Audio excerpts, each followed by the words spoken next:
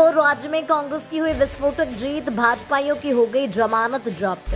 दोस्तों, प्रधानमंत्री नरेंद्र मोदी हाल ही में शुक्रवार को केरल के दौरे पर पहुंचे, जहां उन्होंने जनता को संबोधित करते हुए पार्टी नेताओं में जोश भरा।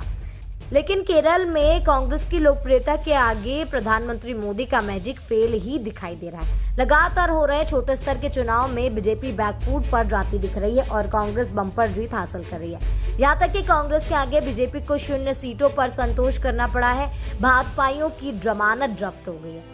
दोस्तों, केरल में विधानसभा चुनाव से पहले जो स्थानीय चुनाव के नतीजे आए, जो केरल की सत्ता के सेमीफाइनल माने गए थे, और इन चुनाव के नतीजों में कांग्रेस संगठित दल यूडीएफ का दबदबा देखने को मिला। नतीजे में कांग्रेस समर्थित यूडीएफ नंबर 1 पर देखा है और वही एनडीए, जिसकी केंद्र में सरकार है, वह तीसरे नंबर पर पहुंच गया है। दोस्तों, केरल के ब्लॉक पंचायत चुनाव के नतीजों में कुल 152 सीटें थी, जिसमें से यूडीएफ के खाते में 69 सीटें गई, जो कांग्रेस का दल था, और वहीं एलडीएफ, जिसे 50 सीट मिले हैं, और वहीं भाजपा के एनडीए को 0 सीटों पर ही सिमटना पड़ गया है।